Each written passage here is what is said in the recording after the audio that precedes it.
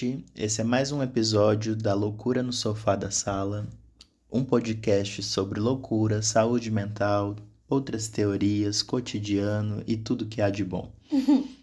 Meu nome é Larik Malacarne, eu sou psicólogo de formação, trabalho com saúde mental no SUS há quase 10 anos, sou psicanalista, mestre em saúde pública. Oi, gente, eu sou Jamile Ferreira dos Santos, eu sou terapeuta ocupacional de formação, eu sou mestre e doutoranda em terapia ocupacional com ênfase em saúde mental. Também sou especialista em saúde mental e nas horas vagas eu gosto de falar sobre saúde mental, correlacionando com todos os fatos da vida. Sejam bem-vindos a mais esse episódio. No dia de hoje, a gente vai conversar bastante com vocês sobre saúde mental no SUS. Onde e como buscar ajuda.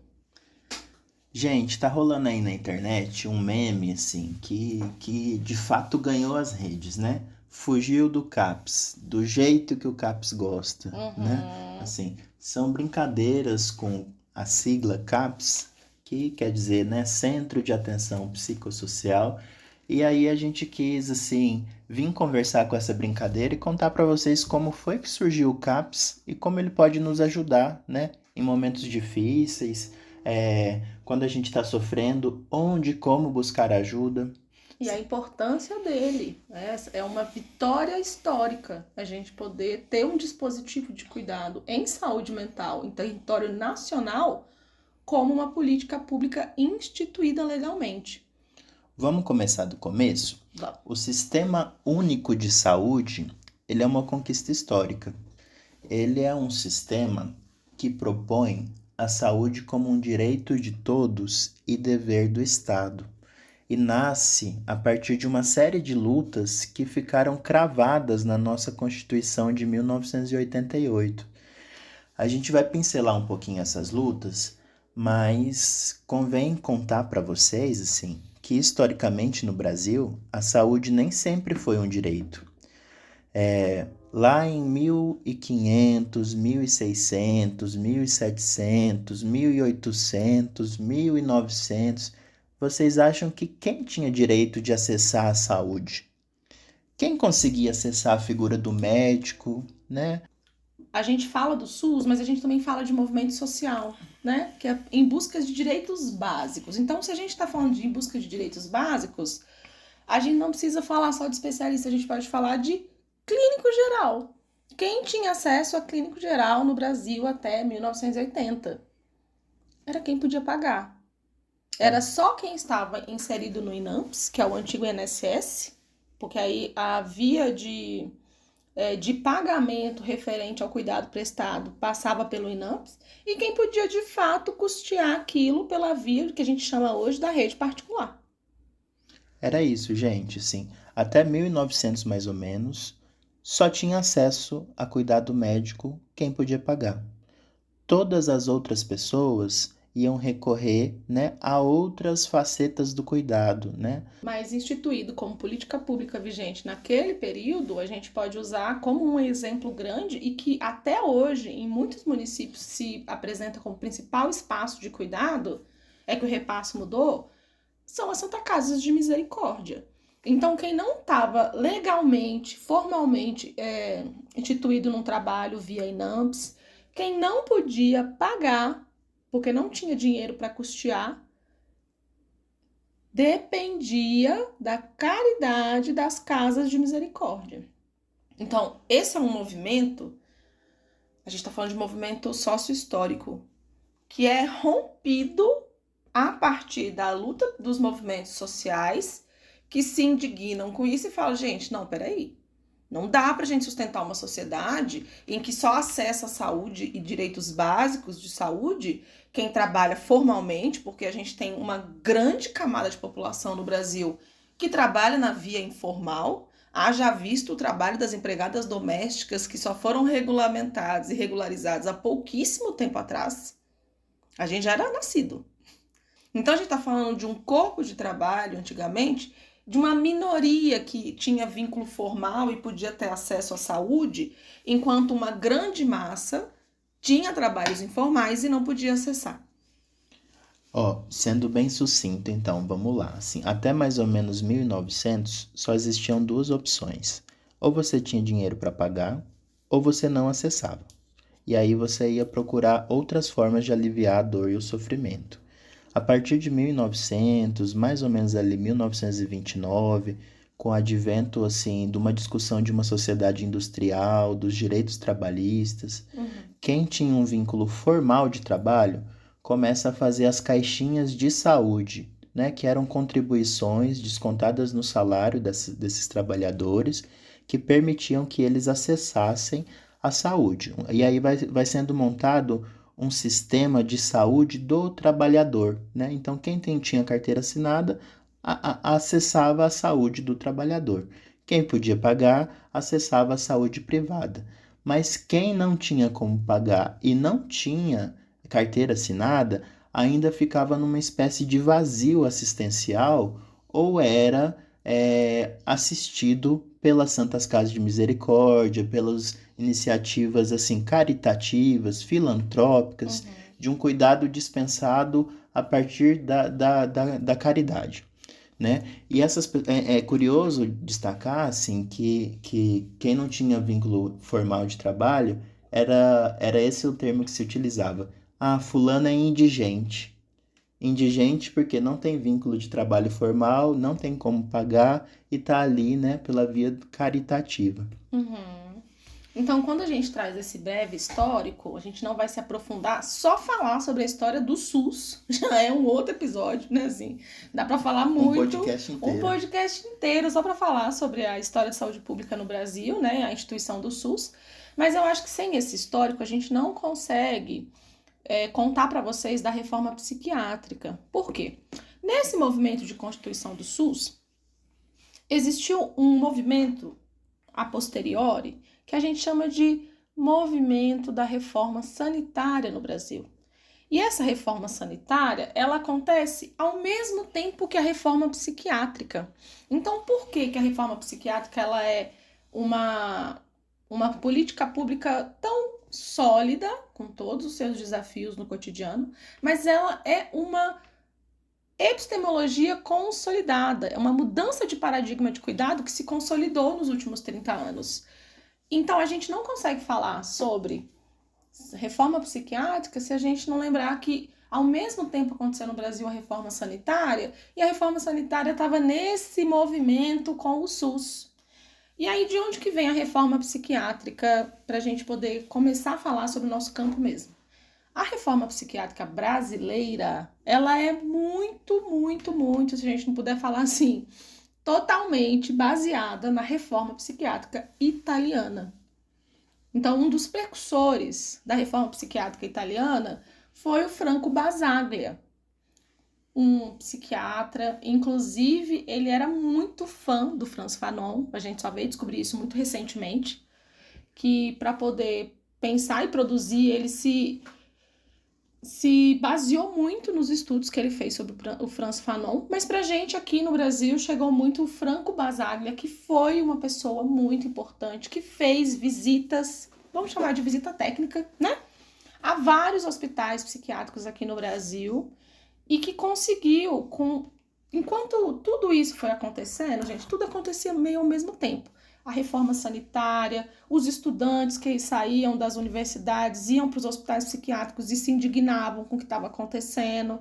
A reforma psiquiátrica italiana se consolidando lá na Itália e o pessoal bebendo dessa fonte de conhecimento. Tudo isso fermentando, começa a insurgir os profissionais de saúde aqui no Brasil. Então, o movimento de trabalhadores profissionais de saúde mental aqui do Brasil, muito baseado no que estava vendo da reforma psiquiátrica lá na Itália, começa a questionar as práticas aqui e começa a fazer um movimento para propor novas formas de cuidar da população de saúde mental. Assim, a nossa conversa, a gente tá um tanto dialética, assim, a gente avança, A história é assim, retrocede, né? e aí eu quero falar o seguinte, assim, é, nós nascemos no ano de 94, mas o Brasil ali dos anos 60, 70, 80 estava vivendo uma ditadura militar, mas também tinha muita gente pensando e questionando o que estava em voga, o que funcionava, o que não funcionava, e tudo isso vai borbulhando até ali 1988, quando a nossa Constituição é promulgada. Durante muitos anos, gente, o tratamento dispensado à loucura não era um tratamento, era um trancafiamento, uma exclusão. E aí a gente tinha os hospitais psiquiátricos, aonde tudo aquilo que fugia à norma social era lá depositado. Então, pessoas sem documentos, mulheres que engravidaram antes do casamento, né? Pessoas negras, né? A gente teve no Brasil a lei da vadiagem, né? E aí, entre tantas pessoas marginalizadas, digamos População assim, LGBT, as pessoas que eram drag, travesti, todas as pessoas que não estavam dentro dessa norma eram depositadas. e aí, no meio disso tudo, pessoas com transtornos mentais. A gente tem, assim, no YouTube eu acho que tem, mas é um documentário que chama Em Nome da Razão, que documenta um pouco essas grandes instituições que eram depósitos de gente, de sujeitos que não cabiam no laço social da época. A gente tem, por exemplo, o pai da psiquiatria, o Pinel, né? Um psiquiatra francês que entra nesses grandes hospitais e aí um dos primeiros atos dele, quando ele é o ato fundador da psiquiatria, ele começa a classificar, né? É, as pessoas que não tinham transtorno mental, ele sugere que elas sejam removidas daquele hospital, mas que aqueles que têm um transtorno mental ele ia organizar, né? E ele não se usava o termo doença mental, ele falava em alienação mental. Seja como for, gente, a história da loucura está associada a estigmas muito pesados, né? Sobre uma possível perda do contato com a realidade, com a razão, uma possível perda do direito de ter direitos. E a reforma psiquiátrica italiana, ela é, assim, fundamental nesse sentido, porque o Franco Basaglia vem colocar que, na verdade, quem adoece tem direito a ter direito, sim, é É cidadão, ainda sim. uma pessoa. Né? Ele fala, a gente tem que colocar a gente tem que colocar a doença entre parênteses para que o sujeito possa aparecer. Então, o processo inovador do Basaglia, né, é muito nesse sentido de falar, gente, tá bom, a pessoa está adoecida, ela tem um transtorno mental, mas ela ainda é uma pessoa. E nós precisamos construir experiências, possibilidades para que essa pessoa que adoeceu possa viver a sua vida como uma pessoa cidadã. Então, eu acho que um ponto que a reforma psiquiátrica brasileira traz como novo paradigma é que a pessoa que adoece, a pessoa que tem um transtorno de saúde mental, ela é um cidadão de direitos. Ela não está mais autorizada a ser tratada como ou um cidadão de segunda categoria, ou um não cidadão, com ausência total de direitos. Muito pelo contrário. Essas pessoas e suas famílias têm direitos e é dever do Estado, já que a gente está falando que está instituído pelo SUS, criar estratégias e construir espaços e experiências para que as pessoas que têm um transtorno mental de base vivam a sua vida com dignidade e direitos enquanto cidadão. Gente, essa discussão sobre o direito de ter direitos, ela é tão importante, tão fundamental, porque uma vez trancadas nessas instituições, coisas horrorosas aconteciam, né? Já que eu estou sugerindo algumas referências aqui, tem um livro, O Holocausto Brasileiro, da Daniela Arbex, que documenta os horrores que aconteceram no Hospital Psiquiátrico da cidade de Barbacena, aqui em Minas Gerais, né? Essas pessoas destituídas do direito de ter direitos eram tratadas como coisa, né? Então, agressões aconteciam, né? quando elas faleciam, os corpos eram vendidos para ser usados em faculdade de medicina, né? Abusos dos mais variados, principalmente sexual e psicológico. Precaríssimas condições para dormir, para comer, né? Tem relatos assim deles dormirem amontoados porque era muito frio e não tinha roupa. Então, assim, a reforma psiquiátrica ela vem nesse questionamento. Trancar não é tratar. Excluir não é tratar. E aí, em meio desse bojo intelectual, cultural, de discussão sobre o que é saúde no Brasil, o que é saúde mental no Brasil, a gente vem, né, com a reforma psiquiátrica propor um modelo de atuação, de atenção em saúde mental substitutivo a esse modelo asilar, que preconiza a internação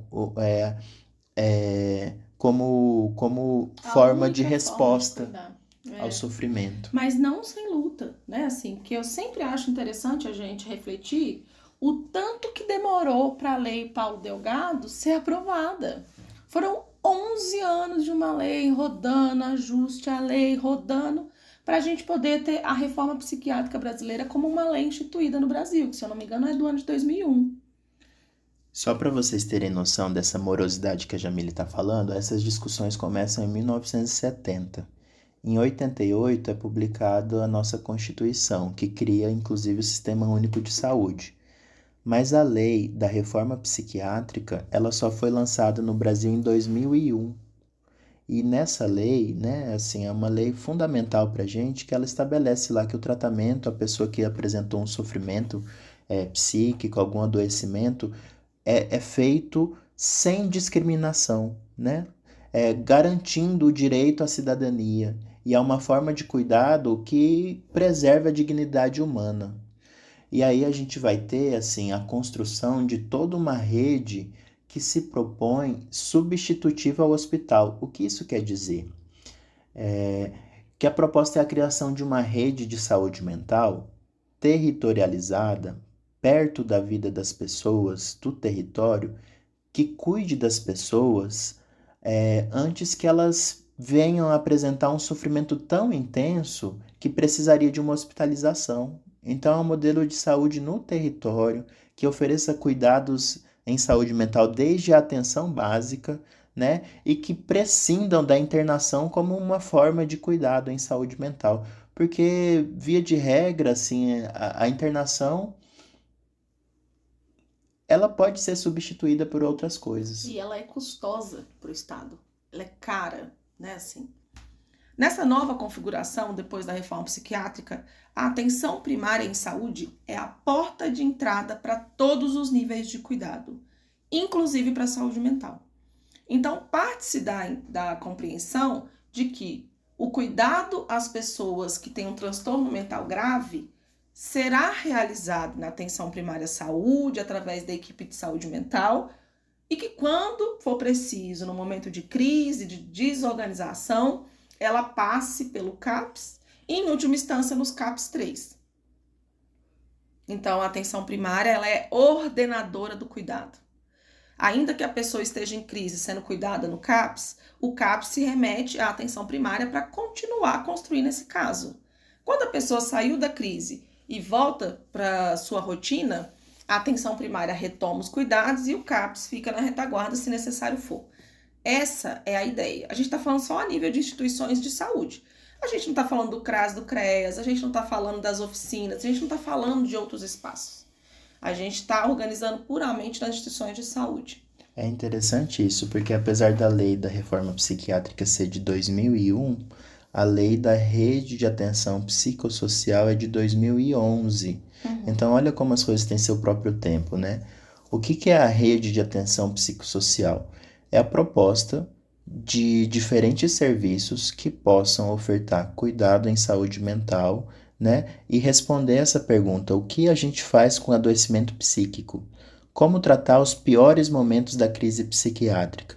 E a resposta vem a partir de uma rede de serviços, de instituições, que cada uma com seu objetivo e função possa ofertar um momento do cuidado.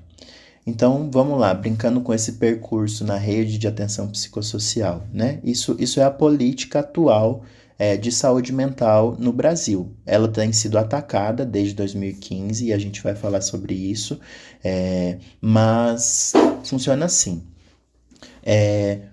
Vamos imaginar um sujeito que está muito adoecido, no pior momento do adoecimento, ele está numa crise psiquiátrica. A porta de entrada para a crise psiquiátrica é o Centro de Atenção Psicossocial. É um serviço que ele existe para dar conta desse momento do adoecimento psíquico. Lá tem uma equipe especializada em cuidar desses momentos.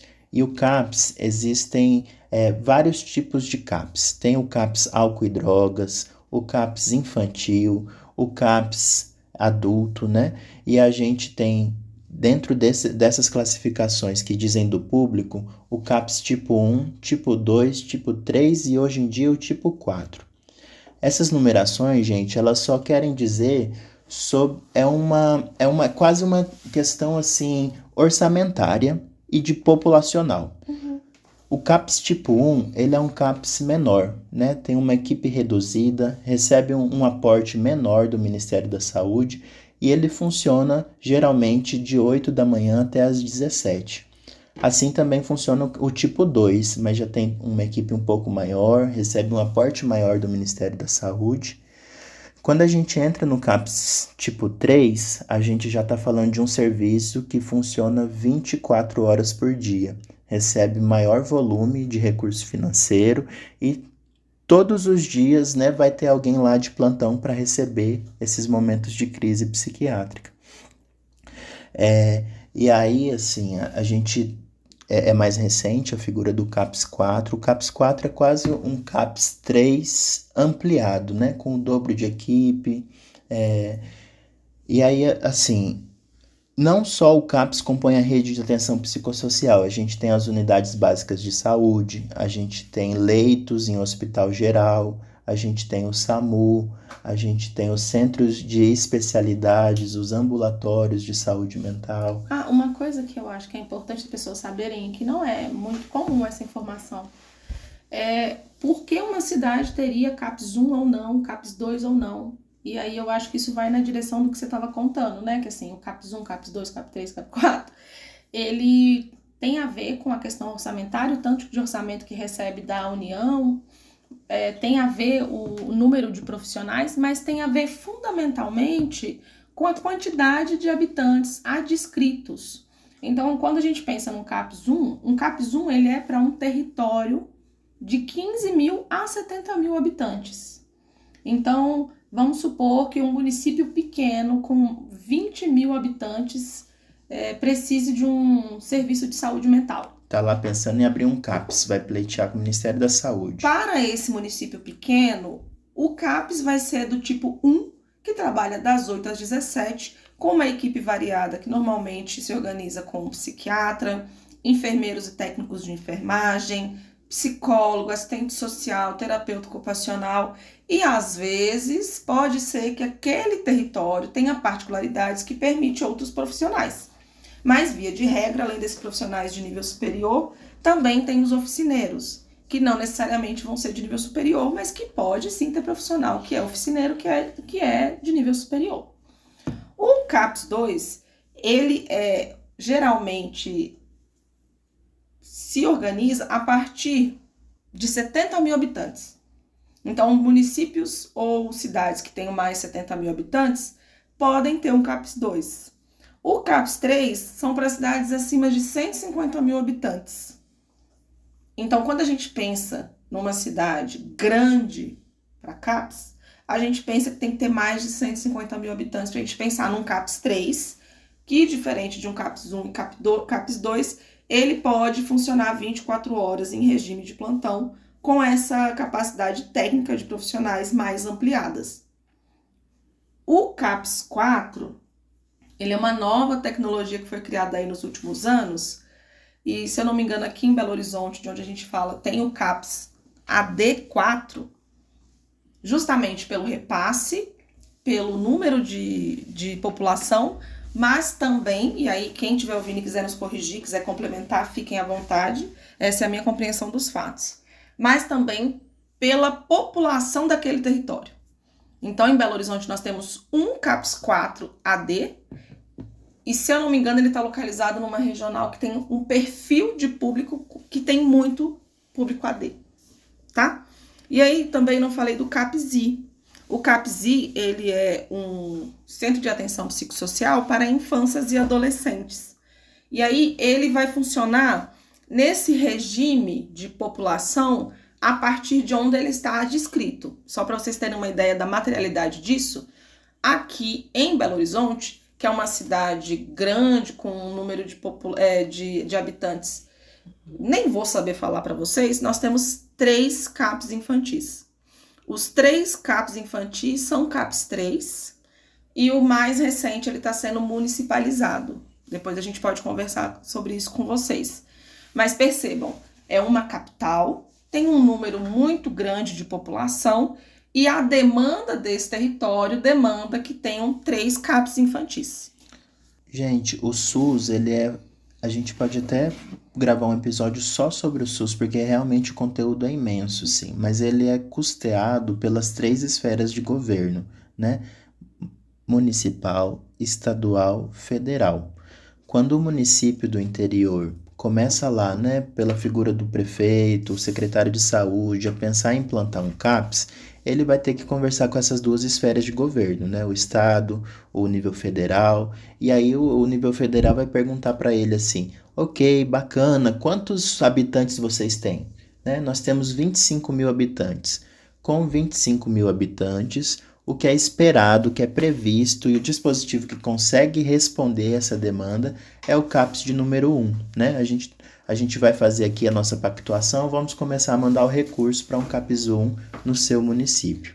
E aí, assim, imaginando esse momento de pior adoecimento, o sujeito vai chegar no CAPS. Durante esse período, ele vai, né, assim, receber as intervenções da equipe do CAPS e o profissional de saúde trabalha para as pessoas melhorarem, não é isso?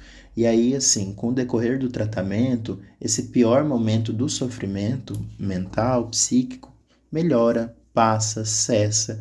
E aí, esse caso, ele vai ser encaminhado para a atenção básica, onde também tem uma equipe de saúde que pode oferecer cuidados em saúde mental para aquelas pessoas que já passaram pelo pior momento do adoecimento e que agora precisam dar continuidade ao seu cuidado em saúde mental, mas a Fora partir... da crise. E tem uma coisa que as pessoas podem estar se perguntando. Tá bom, lindo, maravilhoso, mas e aí uma cidade que tem um CAPS 1? O que vai fazer essa pessoa entrar em crise? De noite, quando o CAPS está fechado. E essa é uma importante pergunta para ser feita. Então, existem 2 caminhos para esses municípios que não têm CAPS 3 ou CAPS 4. Vocês lembram que no começo o Larrick contou para vocês que o SAMU também faz parte da rede de atenção psicossocial? Então, esse é um dispositivo que pode ser acionado. Olha, meu tio, meu pai, meu filho se desorganizou, começou a colocar a gente em risco, a se colocar em risco, vou chamar o SAMU. Esse é um dispositivo que pode ser acionado, seja numa cidade que tenha um CAPS 3, seja numa cidade que tenha um CAPS 1. Mas, Jamile, como é que eu vou fazer numa cidade do interior que tem um CAPS 1? Vou chamar o SAMU. Tá bom, chamei o SAMU, vai para onde essa pessoa? A gente tem 2 caminhos.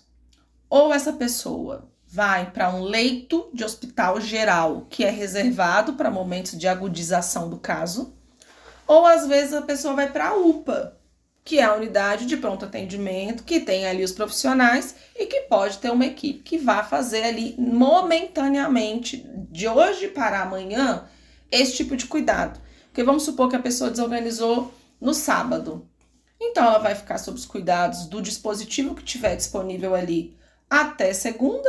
Na segunda, vamos supor que o CAPS abre na segunda de manhã. Aí a pessoa vai ser direcionada para o CAPS e o arranjo vai ser pensado ali dentro da localidade do território. Então vamos lá, gente. Seguindo aí na visualização do nosso exemplo. É sábado, meio-dia, de repente rompe uma situação grave, né, com um familiar seu, ele precisa de atendimento em saúde mental urgente, né? A gente Pode pegar o telefone, acionar o SAMU vai buscar essa pessoa e vai direcionar para um serviço de pronto atendimento que estiver aberto na sua cidade. Se é um hospital geral, se é uma UPA, isso é um pouco pactuação interna do município, né? E aí, na UPA ou no hospital, os profissionais de saúde que estão lá, tem muito que eles podem fazer por essa pessoa. Então, essa pessoa vai ser acolhida, se precisar ser medicada, vai ser medicada. E quando o CAPS estiver aberto, esse paciente vai ser referenciado para lá. Isso quer dizer o seguinte: esse paciente vai ser colocado dentro de uma ambulância e transferido para lá, para que a equipe especializada em saúde mental possa conhecer essa pessoa e propor um projeto terapêutico singular. Com a pessoa, com a família, com os dispositivos que compõem o cuidado, com os dispositivos de cuidado que não são da saúde ou da assistência social, como o espaço de religiosidade, o espaço que a pessoa circula para fazer atividade física. Então, a proposta do projeto terapêutico singular é que todo mundo que está no cuidado daquela pessoa faça parte das decisões que vão impactar, inclusive e principalmente a própria pessoa. Mas, Jamília, a pessoa está em crise. Ok. Ela ainda é uma pessoa que precisa nos contar dos seus desejos. E a gente vai dar conta dentro do que é possível, pensando na segurança dela, na segurança dos terceiros e no quanto que para a pessoa vai ser possível sustentar aqueles combinados ou não. A gente começou aqui contando um pouco do percurso pelo inverso, digamos assim, pelo que não é o mais frequente, né? Mas a gente contou assim, de uma pessoa que está em crise agora, que é primeiro absorvido no CAPS, recebe o tratamento, melhora e vai para a unidade básica de saúde, o postinho. Então vale a pena um exemplo do contrário. Vamos imaginar o seguinte: a equipe da atenção básica do postinho acompanha uma pessoa há muitos anos, né? 2 anos, 3 anos, 4 anos, 5 anos. E a vida ela é muito dinâmica, né, gente? A gente às vezes está bem e de repente não está mais. Essa pessoa que é acompanhada há 5 anos, a equipe começa a perceber que ela não está bem, né? Ela até tinha uma depressão ali, mas a depressão está no pior momento agora. A equipe da atenção básica pode acionar o CAPS. Vou te interromper só um pouquinho para a gente contar para as pessoas o que quer dizer não tá tão bem. Então, é uma pessoa que a ACS, que é a agente comunitária de saúde, já achava ela diferente. Percebia que tinha época que ela recebia ela em casa, tinha dia que estava diferente, se trancava, tinha dia que não recebia, mas nos últimos tempos, vamos fazer essa temporalidade dos 5 anos, nos últimos meses não recebe de jeito nenhum. Sempre que a CS bate na casa dela, ela vai e fecha a cortina, apaga a luz. Sempre que a CS vai chamar, quando ela recebe, tá sempre com a higiene precária, tá sempre com odor muito visível. E não era o normal daquela pessoa. Ela era uma pessoa que se cuidava, uma pessoa que recebia, dentro das limitações dela, que vivia com esse quadro mais depressivo, ela dava conta de viver a própria vida. Tava indo ali na dentista, no centro de saúde, tava indo ali na psicóloga uma vez por mês, uma vez a cada mês, a cada 2 meses. Passava com a clínica geral ou ginecologista, se for mulher, por exemplo, que tá ali no centro de saúde. Recebia os cuidados da equipe que estava ali no território. Mas começou a mudar o comportamento dessa pessoa. E aí a ACS começa a conversar com o médico da equipe. Olha, fulano, tô percebendo que ciclana não tá mais me recebendo. Quando me recebe é com muita má vontade, não é o normal dela. Se é com muita má vontade, tá com um cheiro esquisito, a casa parece que não tá bem cuidada, a pessoa parece que não tá bem cuidada. Vamos abordar? E aí, a atenção primária, como está muito próxima do território, ela pode propor uma visita domiciliar, ela pode marcar uma consulta com o médico, a CS avisa e ela vai lá na consulta e o médico tenta investigar. Existem algumas estratégias que são feitas na atenção primária, com o famoso postinho, que a gente está chamando com carinho, que dão certo e que tem muita efetividade. Mas as pessoas que são profissionais de saúde e já conhecem esse caso, percebem que essas estratégias não estão sendo possíveis, nem estão dando conta nesse momento. Aí o que elas fazem é acionar o CAPS. Isso. Esse é um parêntese que vale a pena abrir, gente, porque a maioria dos casos, a própria atenção básica consegue articular, acompanhar, responder e ajudar a pessoa a ficar bem, a se estabilizar. mas existem casos que extrapolam em intensidade, gravidade, complexidade, o que um nível que foi pensado para ser primário de atenção consegue responder. E esses casos vão ser remetidos para o CAPS. Então é o próprio postinho que vai acionar o CAPS e pedir uma ajuda. Olha, a gente está com o caso aqui de uma paciente, né, que a gente conhece muito bem, mas ela não está bem. Podemos encaminhar para vocês, né? Ou vocês podem discutir com a gente esse caso para a gente matriciar e aí a gente tenta pensar num arranjo medicamentoso para o que for medicamentoso. A gente pode pensar que um psicólogo, uma TO, assistente social, a pessoa que é a referência técnica do caso, pode me emprestar os conhecimentos para ver se eu tento aqui na minha unidade mais um pouquinho e se o caldo engrossar, se o trem entornar, a gente encaminha ela para vocês avaliarem ela diretamente, que eu acho que é importante a gente localizar isso também. O CAPS, ele tem algumas formas de oferecer cuidado para atenção primária que passam pela intervenção direta do profissional de nível superior, atendendo a pessoa, fazendo a avaliação, fazendo a anamnese, mas também tem o dispositivo de matriciar aquela equipe, se ele, que estou colocando ele ali, o CAPS, tá gente, essa equipe, que já está muito acostumada com esses casos graves de saúde mental, escuta aquele caso e fala, entendi, o caso está piorando, mas que tal vocês tentarem primeiro isso, aquilo, outro, e se isso ainda não der conta, que é o nosso conhecimento que eu estou te emprestando, ela vem aqui para a gente avaliar. E vai ter situações em que, de fato, a pessoa vai ter que ir no CAPS Vai e ser ter. acolhida e absorvida pelo CAPS. Sim. Essa questão de organização da rede é tão importante porque gera um grande problema para a rede de saúde quando uma pessoa que poderia ser atendida na própria atenção básica busca o CAPS, porque é como se a gente fosse tratar uma dor de garganta numa UPA, né? É como se a gente fosse dar um tiro de canhão em formiga. O que eu estou tentando dizer é o seguinte, a rede de saúde ela é pensada a partir de um nível de complexidade, de intensidade e dos recursos e dos casos. Então, por exemplo, assim, a atenção básica ela nunca vai dar conta de tratar uma fratura exposta que acabou de acontecer num acidente ali na rua, né? Quem vai fazer a primeira intervenção é uma UPA, possivelmente um hospital, vai ser necessária uma cirurgia. Uma vez estabilizado esse caso, aí sim a atenção básica vai dar continuidade. Na saúde mental é a mesma coisa. Então, quando um caso considerado simples ou de pouca gravidade procura o CAPS, isso acaba onerando um serviço super específico para uma demanda que a própria atenção básica poderia ofertar o cuidado adequado. A outra coisa também é grave, quando um caso muito grave que deveria estar no CAPS, insistentemente é mantido na atenção básica. Então o caso sim não está caminhando bem, é grave demais, já esgotou os recursos terapêuticos do postinho de saúde, mas a equipe não encaminha a tempo para o CAPS. Isso também pode gerar uma intercorrência séria. Essa questão é tão importante que o Ministério da Saúde está trabalhando num aplicativo de triagem, né? A pessoa vai abrir um aplicativo no celular, vai responder ali mais ou menos o que ela está sentindo, né? Qual a duração, a intensidade dos sintomas, e o aplicativo vai dizer assim, é melhor você procurar o seu posto de saúde, ou é melhor você procurar o CAPS.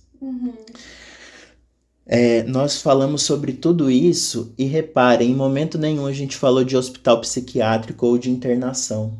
Porque, de fato, a partir da reforma psiquiátrica e da rede de atenção psicossocial, é proposto uma rede de saúde que responda ao adoecimento mental em todas as suas facetas e intensidades, sem o dispositivo de uma internação prolongada em hospital psiquiátrico.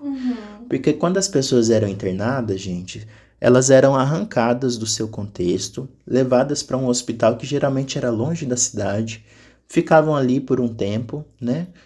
1 ano, 2 anos, 3 anos, 10 anos, 30 anos.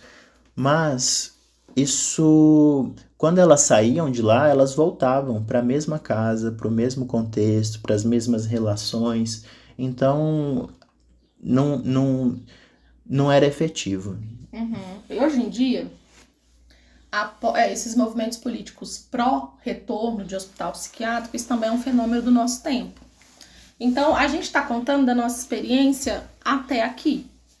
A gente fez residência num hospital psiquiátrico aqui de Belo Horizonte, que existe há mais de 100 anos.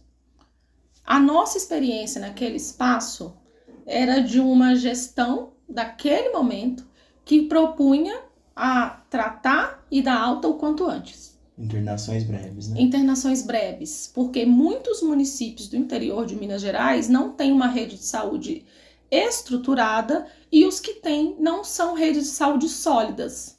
Os casos eram compreendidos como mais graves do que os dispositivos daquele território davam conta de cuidar. A gente está dizendo que a gente concorda? A gente não está dizendo nem que sim, nem que não. A gente está contando para vocês a nossa experiência naquele período. E naquele período, tinham muitos tensionamentos dentro de um hospital psiquiátrico, como há em todas as instituições, mas a gente via o interesse daquela gestão, daquele período em que as internações fossem breves e que os arranjos com os próprios municípios tivessem muito investimento das referências técnicas. E aí a gente está falando de uma organização da RAPS e a gente não está citando a tecnologia de cuidado mais preciosa que sustenta esses arranjos e essa rede, que é a modalidade de cuidado da referência técnica. A referência técnica é o gestor do caso. É a referência técnica que vai fazer todos esses contatos com todos esses dispositivos e construir o projeto terapêutico singular, como a gente contou para vocês anteriormente, junto com a pessoa que está em cuidado, sua família e os demais dispositivos. Então, a referência técnica do caso, ela age como alguém que vai gerir todo mundo que está envolvido e fazer as amarrações que são necessárias. Então, percebam, a gente não está falando só de tecnologia dura, que são as instituições, paradigma de cuidado. A gente também está falando de tecnologia leve, que é uma modalidade de cuidado, uma modalidade de cuidador que institui um cuidado que é localizado na própria pessoa.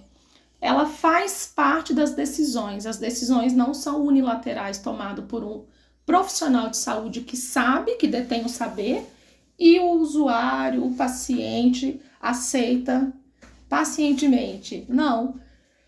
Tudo é discutido com a família, com os serviços que oferecem o cuidado, com a atenção primária, com o psicólogo de referência, com a TO de referência, com a professora que acompanha.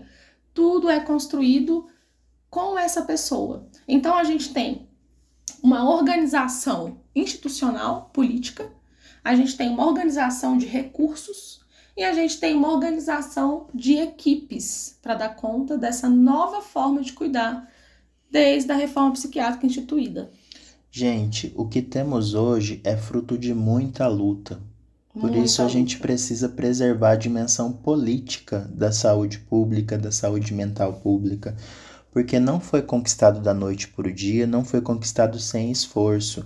E a gente tem vivido momentos de ataque ao financiamento do SUS, ataque a esse modelo de cuidado que prioriza a cidadania daquela pessoa que está sofrendo. Assim, a gente tem visto avanços neoliberais na saúde que provocam efeitos assim bastante prejudiciais para o sistema público de saúde como um todo. Veja bem, quando a gente fala que a saúde é um direito de todos e um dever do Estado, a gente está dizendo que é preciso ter recurso público para sustentar esse direito, né? E a gente tem vivido assim um discurso ligado ao modelo neoliberal de que é preciso controlar os gastos públicos, né? Mas como gerir um direito como se ele fosse uma empresa? Como se o direito fosse um excesso que o Estado está oferecendo para os seus cidadãos. É um excesso que tem que ser cortado, fiscalizado, contido, né? Como tratar a saúde, a educação, a justiça e outros tantos direitos como se fosse um gasto, né? Eu acho que talvez a gente tenha que retomar a palavra investimento para a saúde, para a educação, né? Para essas dimensões da vida que elas dão retorno, né? Assim, uma sociedade saudável, bem cuidada, ela produz melhor e ela é muito mais assim favorável para o sistema de produção e acumulação capitalista do que uma sociedade doente, adoecida. Pensando em números, né? Pensando numa organização capitalista. Para esse público capitalista, se for considerar o bem viver, rende-se muito mais, produz-se muito mais do que você explorar até o osso. Então a gente precisa levar em consideração que até esse período, e eu posso estar muito equivocada, gente, se tiver outras informações, comentem aí, coloquem, deem dicas pra gente, referências, a gente gosta disso.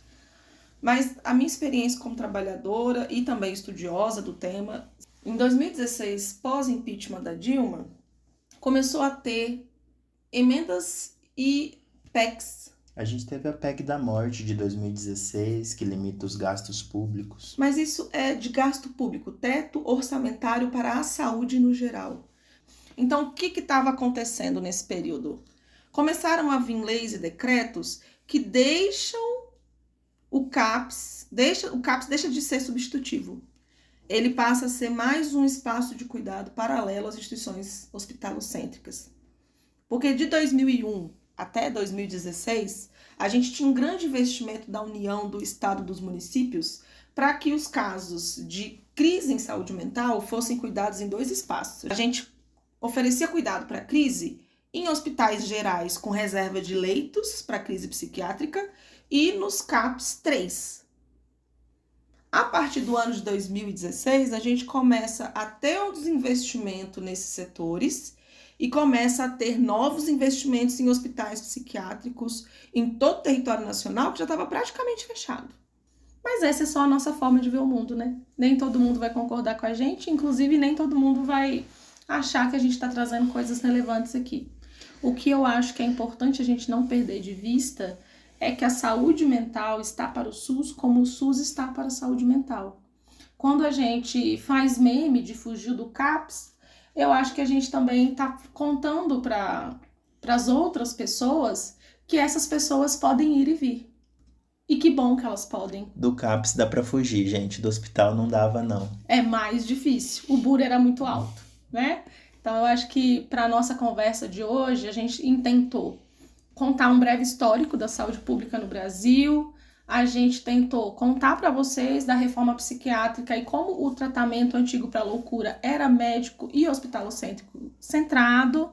Como que está hoje organizada essa RAPS que a gente faz até meme e como é que a gente busca e encontra ajuda nessa rede de saúde mental que está produzida e organizada para quem está em sofrimento. Só voltando à questão inicial do episódio, como e onde buscar ajuda? Procure a sua rede de saúde, né? Procure o seu posto de saúde, converse com seu médico, seu enfermeiro, conte para ele os seus sintomas e essa equipe vai ter condições de avaliar se ela mesma pode responder à demanda que você está apresentando ou se ela vai precisar de ajuda de uma equipe especializada que está lá no CAPS. Eu acho que para isso é hoje, né? Você sempre pode acionar quem está mais perto de você. E a nível de instituição pública, na saúde, quem está mais perto de você é a atenção primária. Eu acho que a discussão de hoje foi boa. Eu agradeço pelo tempo que a gente partilhou. Forte abraço. Até a próxima.